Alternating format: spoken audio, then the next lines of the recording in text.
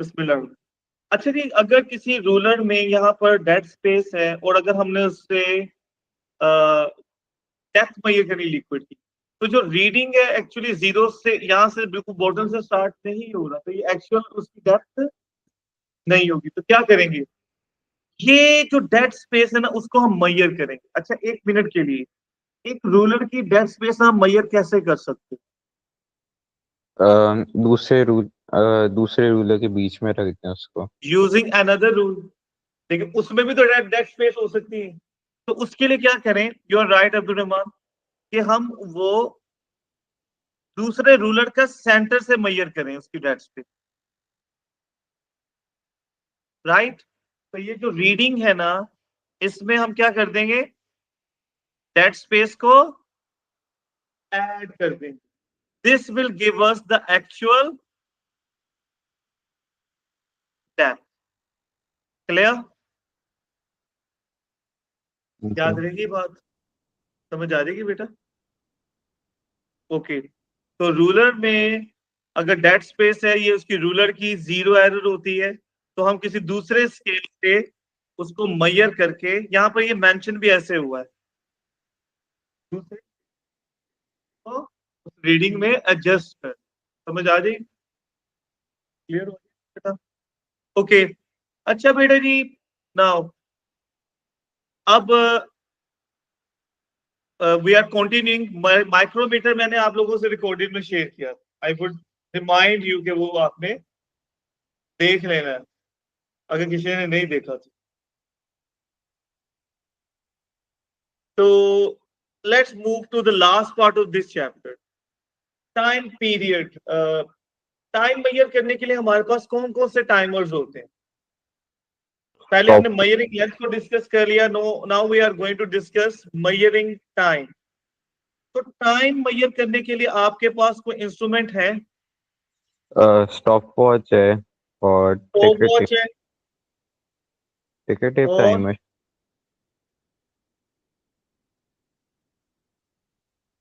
Major time करने के लिए, टाइम मेजर करने के लिए हमारे पास क्लॉक्स हैं घरों पे, स्टॉप वॉच है लैब में। इसके अलावा बेटा, ये जो महीना होता है, ये भी मंथ भी तो टाइम ही होता है ना। जब आपको, यानी कि अब आपके एग्जाम कब स्टार्ट होने हैं, मई जून में, तो अब आप बताओगे कि वो इतने घंटों के बाद अब्बा जी को बताओगे कितने घंटों, वो कितने थाउजेंड ऑफ आवर्स बन जाएंगे। लेकिन आप बताओ कि 2 महीने 3 महीने बाद तो समझाना ज्यादा आसान है। एज अगर आपसे पूछी जाए तो आप घंटों में बताओगे। तो हम मंथ, तो फेजेस ऑफ मून भी एक्चुअल में मंथ टाइम ही बताता है, इवन कैलेंडर। इसके अलावा position of sun, sundial इसे कहते हैं, कि वो एक स्टिक रख दें तो सन की पोजीशन चेंज होने से शैडो भी चेंज होगा। तो अभी आप मुझे बताएं, नमाजों का टाइम आप कैसे एडजस्ट करते हो, कैसे पता चलता है? वो भी तो पोजीशन ऑफ सन ही है।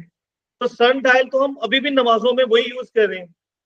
बल्कि हमारा जो दूसरा टाइम है क्लॉक का, वो तो चेंज होता रहता है। जैसे अब मगरिब जल्दी हो गई है, 5 बजे के करीब हो गई है, गर्मियों में 7 o'clock।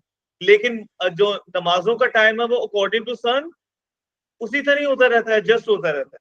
राइट। इसके अलावा बेटा जी, ईयर सेंचुरीज बतानी है तो कैलेंडर भी टाइम ही बता रहा है।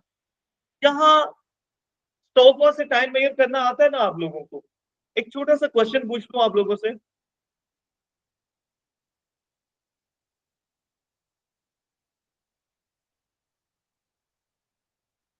लेट्स से कि वी आर हैविंग अ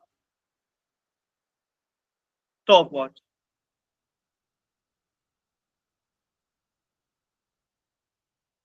इसमें यहाँ मिनट्स मेंशन है और यहाँ सेकंड्स। लेट्स से होती है हमारी रेसिंग में ना, लैप्स होती हैं, राउंड होती है। अगर आपने कोई रेसिंग देखी हो टेलीविजन पर, गेम्स कई दफा खेली होंगी, राइट? तो उसमें लैप्स होती हैं। लेट्स से एक ड्राइवर है, वो अपनी लैप 1 कंप्लीट करता है, तो उसकी घड़ी पे ये टाइम है। मैं तो फिर सिंपल करके बता रहा हूँ, यहाँ भी 2 डिजिट और बताते हैं डेसिमल। तो ये टाइम आया था जब उसने अपनी लैब 1 कंप्लीट की। टाइम कंटिन्यू रहता है।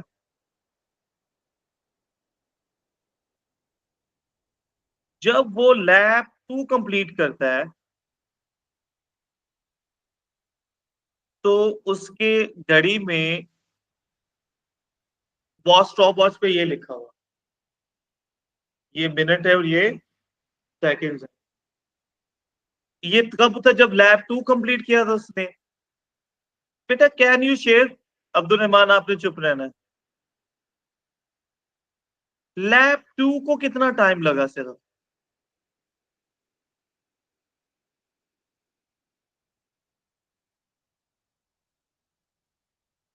जी बेटा, अगर सिर्फ ये पूछा जाए कि लैब 2 को कितना टाइम लगा, how would you say this?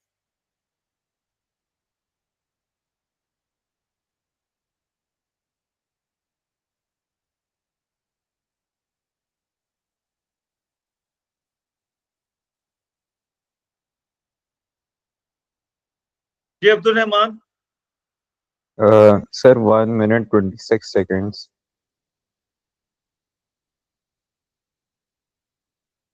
बेटा कैसे पता चला? आपके पास दो ऑप्शन है, एक जिसमें कैलकुलेशन कोई भी नहीं करनी। 1 मिनट में कितने सेकंड्स होते हैं? तो देखो 2 मिनट के बाद 3 मिनट आना था ना। तो 3 मिनट कंप्लीट होने के लिए कितने सेकंड्स चाहिए थे? 53 तो ऑलरेडी थी, प्लस Sir, 7 सेकंड। फिर 3 से 4 1 मिनट, और 4 से 19 तक, 4 19 तक प्लस 19 सेकंड ऐड हुआ ना। अगर आप इनको काउंट करो 1 मिनट 19 और 7 सेकंड मिलकर क्या हो जाएंगे? दूसरा मेथड है कि हम इसमें से इसको, माइनस कर दें. अच्छा, अगर हम माइनस करेंगे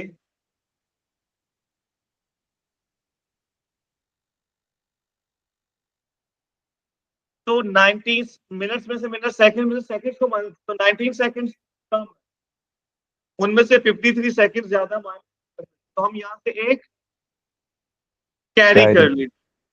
तो यहां से कैरी करेंगे 4 में से कितना बच जाएगा? लेकिन वो मिनट है और ये सेकंड सेकेंड है। है तो टी तो ऐड वो जो होगा. 1 मिनट है वो सेकंड तो 60 होता है। तो वो 60 इधर 19 में ऐड हो जाएंगे तो कितने हो जाएंगे? 79। अच्छा, 9 में से 3 सब्ट्रैक्ट कर दें, 7 में से 5 सब्ट्रैक्ट करेंगे, 3 में से 1 सब्ट्रैक्ट करेंगे, तो again the answer will be 1 minute 26 second, right? अब असल टेक्निकल पॉइंट की तरफ आते हैं। अभी थोड़ी देर में हम पेंडुलम स्टार्ट करने लगे। उसके मैं 2-3 क्वेश्चन पूछूंगा, उनमें से आखिरी क्वेश्चन का आंसर कोई जीनियस स्टूडेंट देगा। अब्दुल रहमान तुमने एंड पे आंसर देना है, राइट? तो अभी तो वो पूछ ही नहीं रहा। अभी यहाँ तो क्लियर है बेटा? भाई हमें ये पहला क्वेश्चन है तो कोई भी आंसर दे सकता है। हम कहते हैं कि टाइम मेजर करने के लिए सिंपल पेंडुलम यूज होता है, ये एक स्पेसिफिक अमाउंट ऑफ टाइम के लिए। मुझे ये बताएं कि अगर मैं जहां बैठा हूं यहां से मैंने अगर जाना है गेट तक, तो मैं सिंपल पेंडुलम से वो टाइम कैसे मेजर कर सकता हूं यहां से गेट तक जाने का?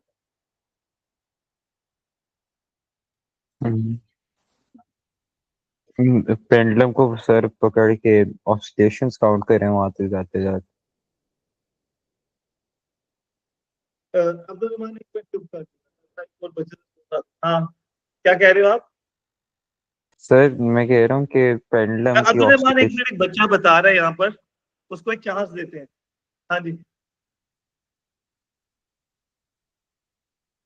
पेंडुलम छोटे भी होते हैं बड़े भी होते हैं। छोटा पेंडुलम तो पता नहीं कितनी मतलब लुड़ियां डाल चुका होगा मेरे वहां तक जाने। टाइम, तुम करीब से गुजर गए हो। जी Abdul Rahman, now you can try.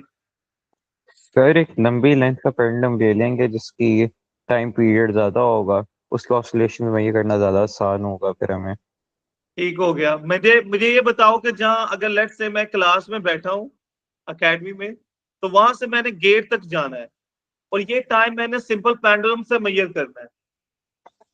Sir वैसे एक और भी चीज हो सकती है कि आप ना पेंडुलम पकड़े, आप इस क्लॉक को पकड़ा दे, वो काउंट करता रहे जब तक आप गेट तक बेटा जाएं। कल हमने किया है ऐसा, कल हमने डिस्कस नहीं, किया है।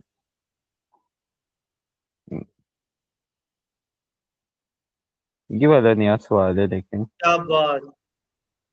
जैसे कल हमने कहा था कि हमने अगर नंबर ऑफ स्टेप से डिस्टेंस मेजर करना है तो हम नंबर ऑफ स्टेप्स काउंट करें और उसे एक स्टेप की लेंथ से मल्टीप्लाई कर दें। तो बेटा सिंपल पेंडुलम से Hasnain leave it,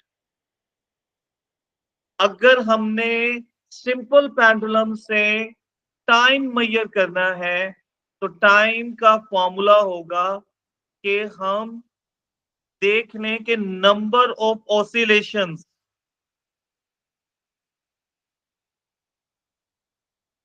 into time कितने पीरियड। करते हैं और उससे मल्टीप्लाई कर दें time for one oscillation. Right बेटा जी, क्लियर।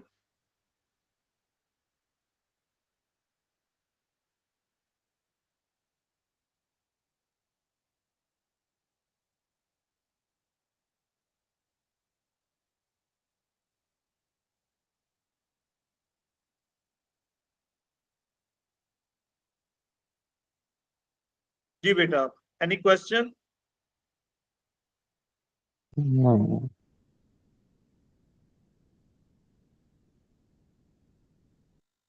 ओके, तो बेटा जी ये जो टाइम फॉर वन ऑसिलेशन होता है इसका एक स्पेसिफिक नाम होता है, कोई मुझे बताएगा? Time period.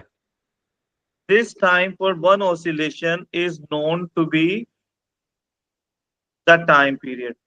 कोई पूछेगा what is the definition of time period? It is the time taken to complete one oscillation, one. Right. अच्छा ये time, जब वन ऑसिलेशन का कैलकुलेट करना है लैब में तो कैसे करेंगे? Stop watch. लेकिन स्टॉप वॉच को यूज करते हुए हमसे एरर होती है और वो हमसे हमेशा होती है, हम परफेक्ट रेयरली होते तो हम ज्यादा ऑसिलेशन का टाइम ये कर हैं। लेंगे। रिएक्शन एरर, ह्यूमन रिएक्शन, जिसे टाइम टाइमिंग पे। कहते हैं। देखो दुनिया में जो सबसे नंबर वन बैट्समैन भी है वो आउट होता है। क्यों? जब उसका बैट जरा स्लो या जरा जल्दी हो जाए, मिस हिट होने का मतलब जल्दी भी बैट आ गया। एक गोल, जो बॉल मिस होती है, गोल हो जाता है, तो वो भी उसकी टाइमिंग की एरर है, वो लेट हो जाता है या जल्दी जंप कर देता है। जैसे पेनल्टी में कभी कभी धोखा देते हैं ना, कि वो किक का धोखा देता है और गोलकीपर जंप कर देता है, किक वो बाद में करता है। बेटा टेनिस प्लेयर जो कि नेचुरली, मैं टॉप रैंकिंग की बात कर रहा हूँ, वो नेचुरली प्लेयर होते हैं लेकिन स्टिल वो रोजाना प्रैक्टिस करते हैं। फुटबॉलर्स, क्रिकेटर्स क्यों? हम लोग तो शौक से खेलते होंगे, वो प्रोफेशनल है, नेचुरल टैलेंटेड, रोज क्यों खेलते हैं? कि practice makes perfect, timing improve होती है, लेकिन हम कभी भी परफेक्ट, ये हमसे होती है। इसे कहते हैं ह्यूमन रिएक्शन एरर। तो अगर हमने एक राउंड का टाइम करना है, पहले तो मुझे बताएं एक राउंड का एक ऑसिलेशन का मतलब क्या है? लेट्स से ये पेंडुलम है, पेंडुलम स्ट्रिंग के साथ एक मेटालिक बॉल होती है। मुझे बताएं ये यहां से यहां पहुंच गया है, क्या ये एक राउंड ऑसिलेशन हो गई? नहीं, वेरी राइट। ये वापस भी आएगा फिर ऑसिलेशन। और एक्यूरेसी के लिए क्या करेंगे? हमसे ये एक ऑसिलेशन के टाइम में एक एरर होनी है which is called human reaction error. तो एक्यूरेसी के लिए हम क्या करेंगे? हम जैसे हमने कल लास्ट में पढ़ा था कि एक पेज की थिकनेस भी हम इजीली मेजर कर सकते, हम क्या कर लें, ज्यादा पेजेस की कर। तो हम एक ऑसिलेशन का टाइम नहीं मेजर कर सकते, हम ज्यादा ऑसिलेशन का टाइम मेजर करें, उसको नंबर ऑफ ऑसिलेशन से डिवाइड कर दें। मींस तो अगर हमने टाइम पीरियड फाइंड करना है तो टाइम टेकन फॉर वो एवरेज ही होगा। तो एवरेज, अच्छा डिवाइड करने का मतलब क्या होता है, और एवरेज का मतलब मिडिल वैल्यू टीम से बीच में।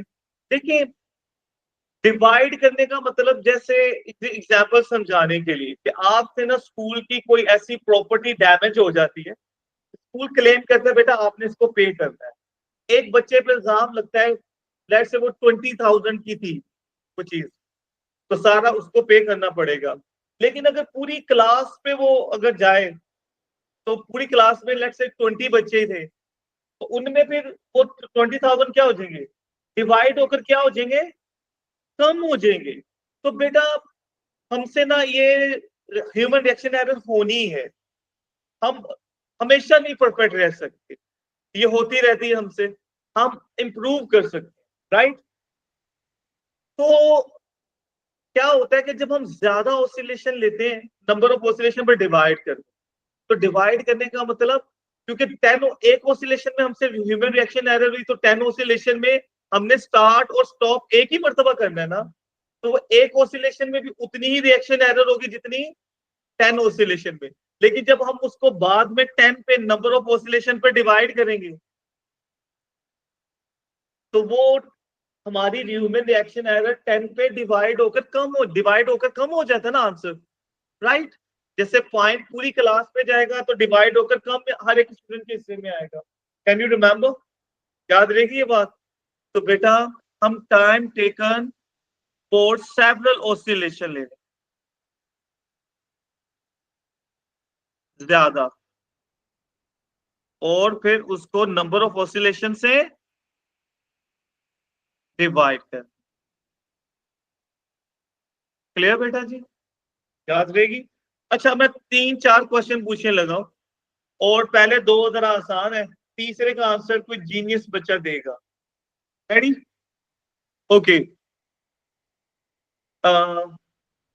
बेटा जी लेट्स से क्वेश्चन नंबर 1,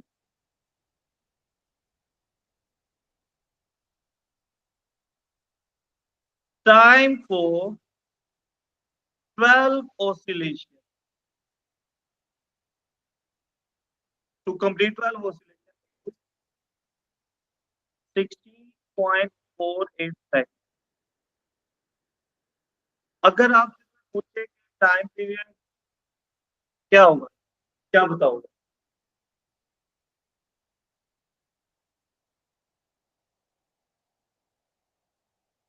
जी बेटा,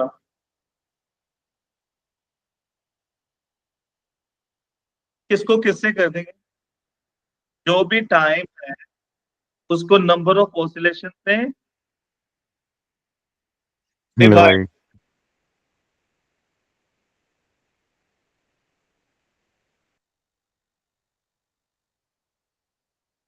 क्लियर, ओके। अच्छा लेट्स से नेक्स्ट क्वेश्चन, कि एक पेंडुलम को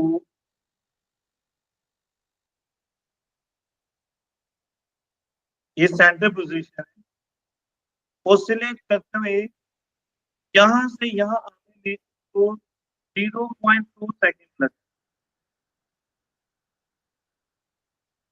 बताओ इसका टाइम पीरियड कितना होगा।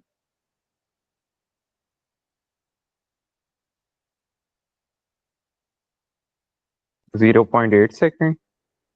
वेरी, कैसे, जितना टाइम यहाँ से आने जाने पे लगा उतना ही यहाँ से, नहीं, यहाँ से आगे जाने में लगेगा। ठीक है। ये आधा ऑसिलेट, फिर वही 0.2 वापस भी आएगा, वापस भी, वेरी राइट, सही आंसर बताया बेटा, रहा आपने भी यही बताया था। चलो अगला क्वेश्चन है, वो है चैलेंजिंग, एंड यस रेडी हो गए लगता है उसके। अब्दुल रहमान तुमने सबसे आखिर में आंसर देना है, ठीक है। जी सर, शायद मैंने किया हुआ है पहले से वो। हाँ जी, इसीलिए मैं कह रहा हूँ। ओके बेटा जी, जैसे मैं अगर एक रनर हूँ रेस में, और रेस स्टार्ट होने से पहले मेरा स्टेप जहां है, एक जगह पाऊं है, अभी रेस स्टार्ट नहीं हुई, तो वो मेरा स्टेप नंबर कौन सा होगा? 0, जहां से मैं स्टार्ट करूं। जब रेस स्टार्ट होगी कोई भी साउंड के बाद, तो अगला स्टेप मेरा जो पड़ेगा वो स्टेप नंबर 1, लेकिन जो स्टार्टिंग पॉइंट है वो क्या होता है? 0। ये वो मैं क्वेश्चन सुन की आपको बैक उसकी बेस बनाने की कोशिश कर, राइट? अब ना आपके पास पेपर का मेरे ख्याल में एज इट इज क्वेश्चन, पर नंबर में एग्जैक्ट 100% याद नहीं रहे, इट मींस ये आपके एग्जाम में आया हुआ है।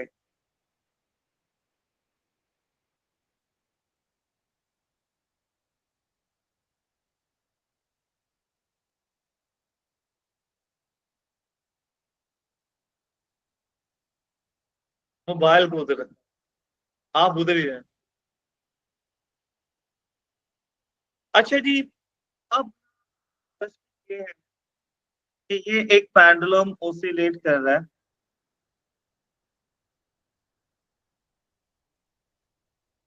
तो हम ना टाइमर यहां से स्टार्ट करते हैं, ये हमारा स्टार्टिंग पॉइंट है कि वो पेंडुलम ओसिलेट कर रहा था इन दो पोजीशन में, क्या कर रहा है? हमने ना टाइमर ओसिलेट कर रहा था, तो हमने यहां से टाइम स्टार्ट किया, अब वो यहां गया, यहां से चलकर वापस आएगा, क्या ये पूरा एक ओसिलेशन हो गया? नहीं। फिर ये जाएगा और अब वापस दूसरी मर्तबा आएगा, तो ओसिलेशन कंप्लीट हो। दूसरी मर्तबा आएगा तो पहली पोजीशन के बाद फर्स्ट टाइम वापस आएगा हाफ ऑसिलेशन, दूसरी मर्तबा 1 ऑसिलेशन, राइट? और स्टार्ट हमने यहां से किया हुआ।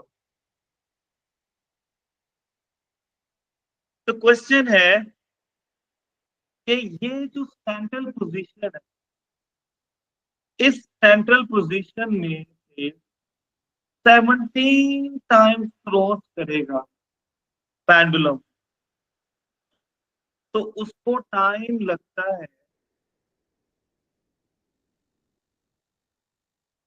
12.42 सेकंड। बताओ कि इस पेंडुलम का टाइम पीरियड कितना होगा? आपने आंसर नहीं बताना, मेथड बताने।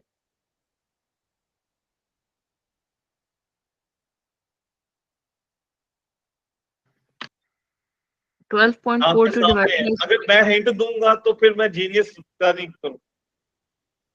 जी Mariam, you wanted to say something? yes, I was saying कि 12.42 divided by 17. नहीं सर 8.5। जी कोई और बच्चा भी बोला, मरीम के बाद क्या था? सर 8.5 से डिवाइड करना है।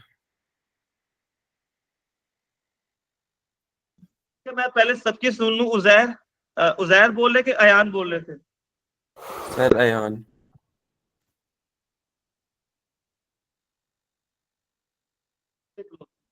Ayan, you are not correct but close.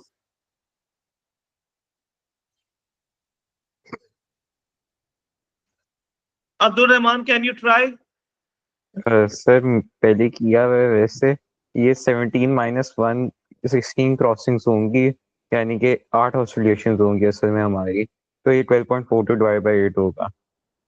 कैसे डिवाइड कर? जी कैसे? बेटा पहली क्रॉसिंग पे जब हमने टाइम स्टार्ट किया था तो starting is not counted. Starting is not, उसको हम काउंट नहीं करेंगे।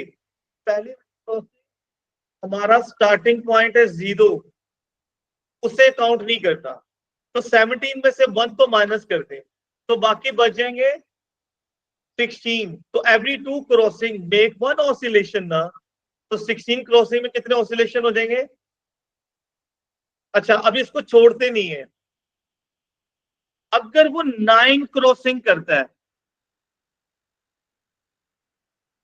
तो बताएं कितने ऑसिलेशन होंगे? 4 सोच के बता। अच्छा अगर आपको समझ आए, चल अब आपने बता। लेट्स से अगर 12 क्रॉसिंग करता है सेंटर से तो कितने ऑसिलेशन होंगे? 5.5. अच्छा अगर वो 9 क्रॉसिंग करता, तुमने चुप रहना, अगर 9 क्रॉसिंग करे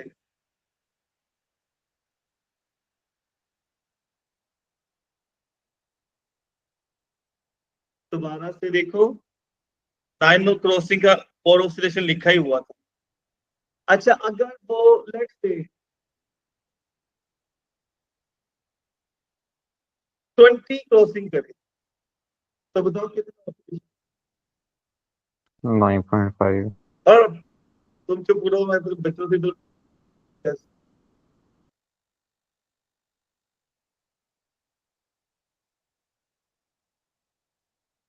और 10 अगर 10 क्रॉसिंग करे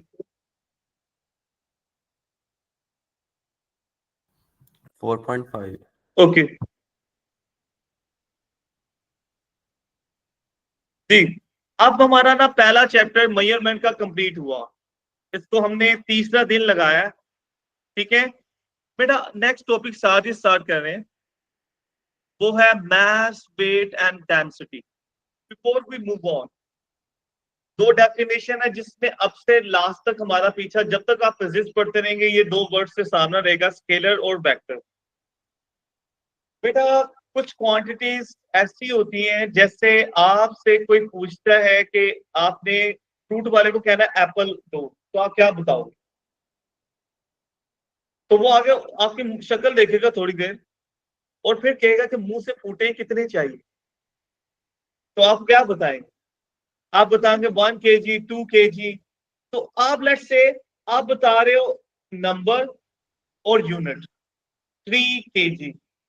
अच्छा इनमें से एक भी मिस हो जाए तो बात कॉमन सेंस से समझी जा सकती है, लेकिन वो क्लियर, जैसे खाली केजी कह लेंगे तो मतलब एक समझ आएगा, लेकिन लेट्स से आपने क्लीन कारपेट ले लेना, स्क्वायर फीट में होता है, तो वो तो ये इस कमरे के अंदर 100+ स्क्वायर फीट का कारपेट आएगा, तो आप जाके कहीं स्क्वायर फीट दे दें स्क्वायर फीट, तो वो इतना सा देगा, छोटा सा टाइल जितना होगा, तो तब हमें नंबर बोलना पड़ेगा। और अगर आप खाली नंबर बोलें, जैसे शुगर लेने जानी है तो हम कहेंगे ना 3 kg दे दो, समझ आ जाती है, हम कहते 3 शुगर दे दो 3, वो कॉमन सेंस समझ लेगा कि यही ये कहना चाह रहा है बेचारा। लेकिन ये 3 कोई कॉमन सेंस, जैसे फादर आपसे पूछ लें कि एग्जाम कब है तो आप बता दें 4, बस। तो फादर तो आपसे काफी ठीक ठाक फ्री होते हैं, तो सर्विस करके पूछेंगे तुमसे कि वो 4 क्या है, 4 वीक है, 4 डेज है, 4 मंथ है, तो यूनिट बोलनी है। इसका मतलब दोनों मिले तो बात क्लियर हो जाए, नंबर और यूनिट। जैसे एक मरतबा मैं एक वीडियो में देख रहा था कि एक बंदा कह रहा था here the temperature is 12 degree, look what happened। वो गर्म पानी ऊपर फेंकता तो नीचे बर्फ बन के गिरता। कहता 12 डिग्री यार, लाहौर में सर्दियों में 4-5 डिग्री तक पहुंच जाता है। तो वो नहीं 12 डिग्री था, वो सेल्सियस नहीं था, फ़ारेनहाइट था। इसका मतलब जब तक यूनिट साफ ना हो तो बात क्लियर। तो बेटा number and unit both are important, right. जैसे फैमिली सारी तैयार हो गए, बाहर जा रही है जाने के लिए, और आपका इंतजार करें कि आप तैयार हो रहे हो, तो पूछें कितनी देर लगेगी, आप इशारे से कह दो 5। अब बेसिकली कॉमन सेंस से समझ सकते हैं कि कुछ क्या कहना चाह रहा है। वो 5 मिनट है कि 5 सेकंड है, जब तक वो ना बोले तो बात वैसे 100% क्लियर नहीं हो। तो बेटा इसका मतलब नंबर और यूनिट बोथ मैटर। बेटा नंबर और यूनिट को कंबाइन कर दें तो this is called magnitude. Magnitude का मतलब क्या होता है? किसी चीज की क्वांटिटी, अमाउंट। तो नंबर और यूनिट किसी चीज की बताएं और वो बात पूरी समझ आ जाए, ऐसी क्वांटिटीज को कहते हैं scalar quantity. What do you mean by scalar quantities? which need only magnitude. What do you mean by magnitude? A number and a unit. Magnitude का मतलब किसी चीज की quantity या amount, right? लेकिन मेरा कुछ ऐसी क्वांटिटीज हैं जिनमें आप नंबर और यूनिट बताएं तब भी बात में कुछ रह जाता है। जैसे कोई आपसे ऐसा बंदा जिसे नहीं लाहौर का पता, यहाँ लोकेशंस का नहीं पता, वो पूछे जू किधर है, तो आप बहुत ही हिसाब लगा के बता दो कि यहाँ से 15 किलोमीटर है।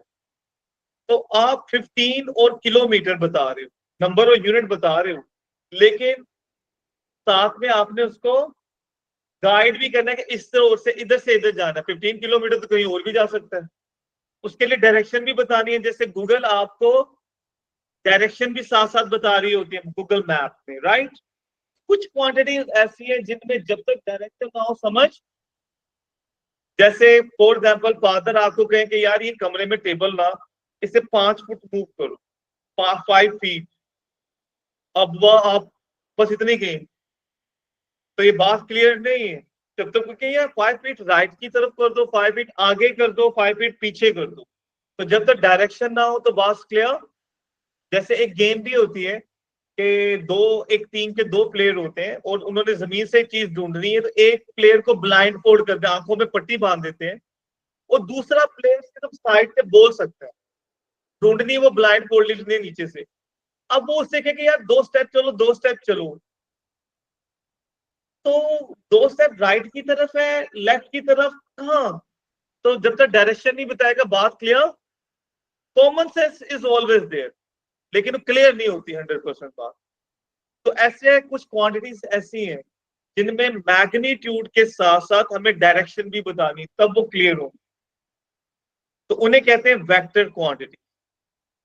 बेटा आप हमारे जितनी भी क्वांटिटीज पढ़ेंगे फिजिक्स में, या तो वो स्केलर होंगी या वेक्टर। तो वेक्टर ना 9 क्वांटिटीज है, आप स्केलर तो बहुत ज्यादा है।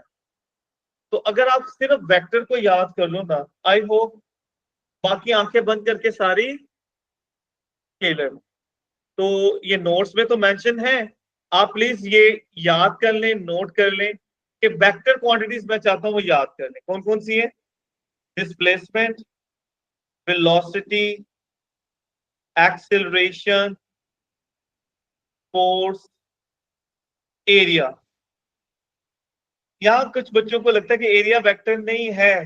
जैसे बोर्ड का डायरेक्शन किस तरफ है?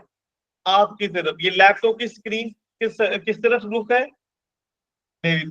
तो बेटा हर सरफेस की एक डायरेक्शन होती है। जैसे फ्लोर है, फर्श, इसकी डायरेक्शन ऊपर की तरफ है, छत की डायरेक्शन राइट। जैसे मोबाइल पे देख रहे हैं अगर एक से ज्यादा लोग कोई इंटरेस्टिंग चीज, तो एक अपनी तरफ मोबाइल कर ले तो दूसरा कहता है यार मेरी तरफ को इसकी डायरेक्शन, तो इसका मतलब डायरेक्शन है राइट। एरिया वेक्टर है। मूवमेंट, टर्निंग इफेक्ट वेक्टर है।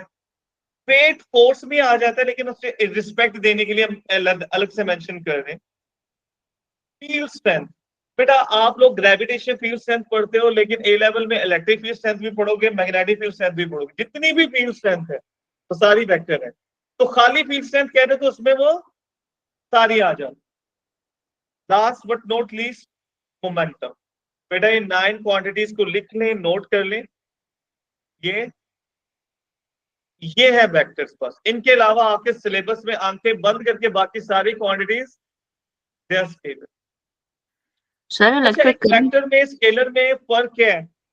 जैसे डिस्टेंस को भी डी से रिप्रेजेंट करते हैं और वेक्टर को भी, और डिस्प्लेसमेंट को भी डी से। तो बेटा हमें कैसे पता चलेगा कि ये डी डिस्टेंस है कि डिस्प्लेसमेंट है? तो उसके लिए वेक्टर क्वांटिटी के नाम हम ऊपर या नीचे एरो भी लगा दें, राइट।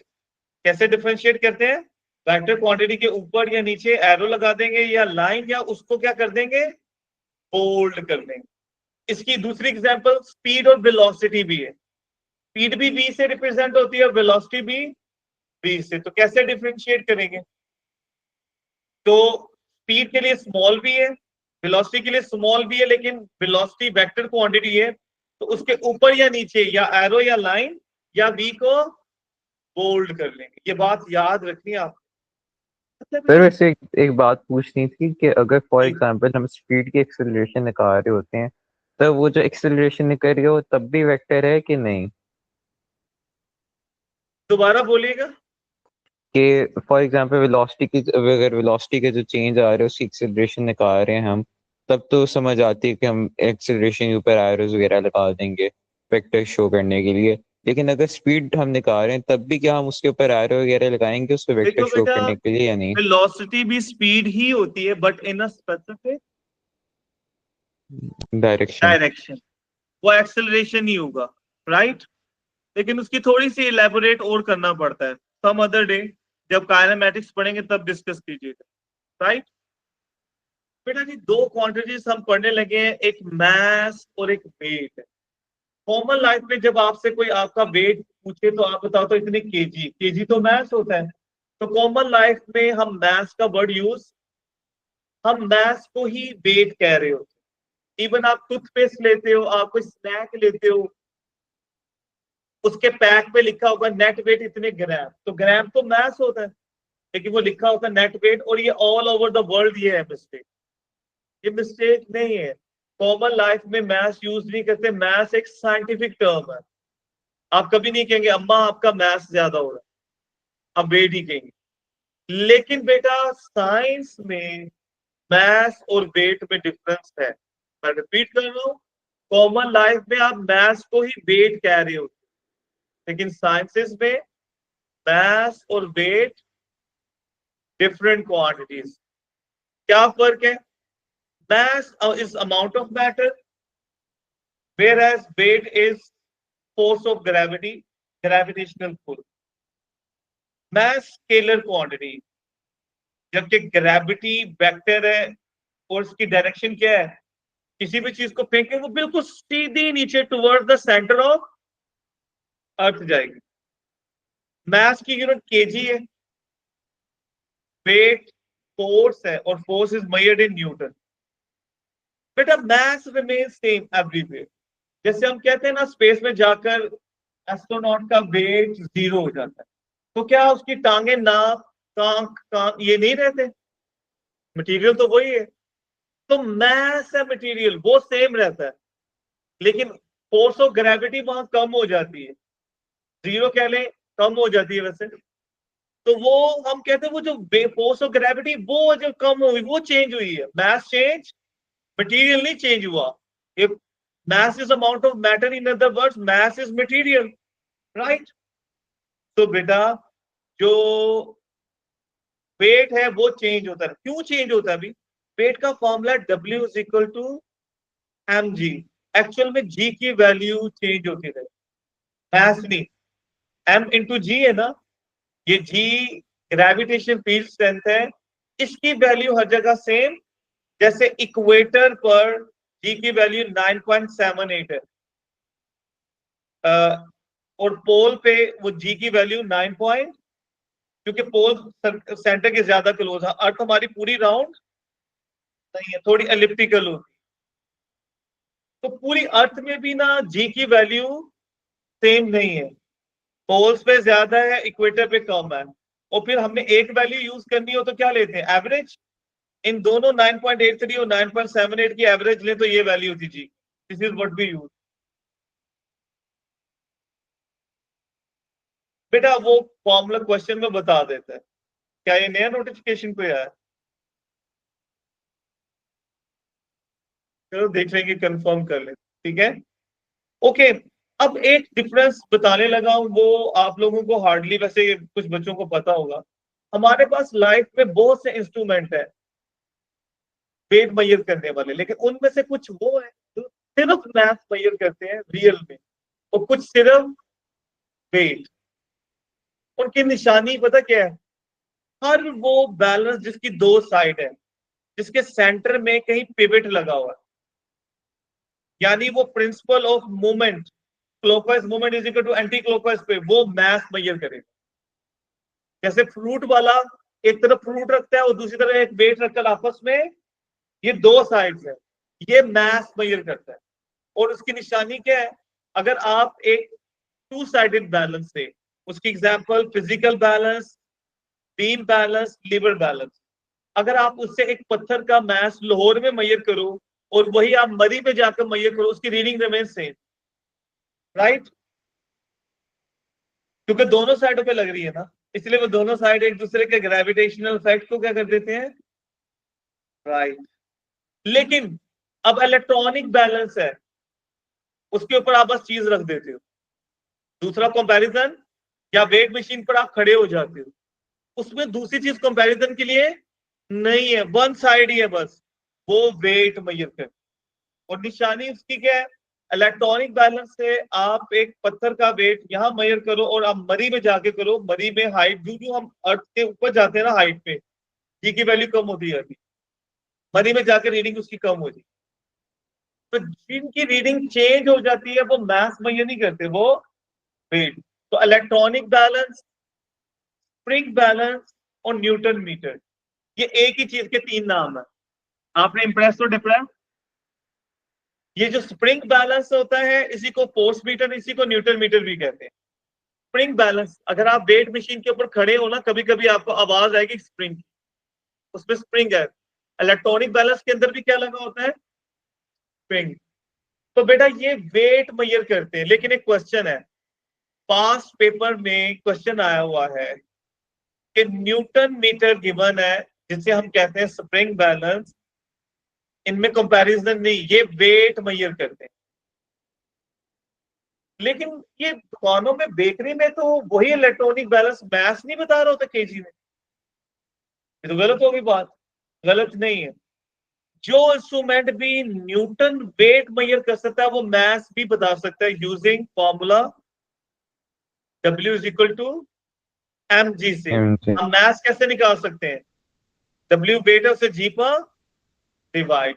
तो बेटा जब इन्हें बनाया जाता है मैन्युफैक्चर, और अगर इलेक्ट्रॉनिक्स है तो उनके उसके अंदर चिप लगी होती है, आपके कैलकुलेटर पे कैलकुलेशन कौन कर रहा है, कोई एलियन बैठा होता है उसके अंदर, नहीं, चिप होती है, प्रोसेसर। तो इलेक्ट्रॉनिक बैलेंस के अंदर चिप लगी है। तो मैं बात रिपीट कर रहा हूं बेटा, हर वो इंस्ट्रूमेंट जो वेट मेजर करता है वो मैथ्स भी बता सकता है by using formula W is equal to mg से। मैथ्स कैसे आ जाएगा, m is equal to W over. लेकिन रियल में वो मेजर, ये जितने इंस्ट्रूमेंट है वो क्या कर रहे हैं, वेट मेजर कर रहे हैं। और ये एग्जाम में आया हुआ है। कैसे क्वेश्चन आया है, उसने एक न्यूटन मीटर दिया हुआ है, तो अगर लैब में न्यूटन मीटर देखे तो उसमें न्यूटन और केजी दोनों की रीडिंग होती है, दोनों एक साइड पे न्यूटन, एक साइड पर केजी। आप अगर अपने स्कूल लैब में देखें, देखिए पास पेपर में क्वेश्चन आया था कि एक स्टोन है, उसका हमने मास मेजर करना है यूजिंग दिस, और स्टोन को हम इसके साथ लटकाएंगे एक धागे से। वो 2 मार्क्स का था। Can you share the answer, कि हमने एक स्टोन का मास मेजर करना है यूजिंग दिस न्यूटन मीटर। तो आपके 2 मार्क्स हैं, वो क्या है, आपने बताना है कि पहले जब हम इसके साथ स्टोन अटैच करेंगे तो जो ये रियल में रीडिंग मेजर कर रहा है वो वेट होगा। Then we calculate the mass using this. और ये मैंने अगर इस चैप्टर का टेस्ट दिया तो उसमें ये क्वेश्चन है, और आपके पास पेपर में, राइट? क्लियर? एनी क्वेश्चन बेटा?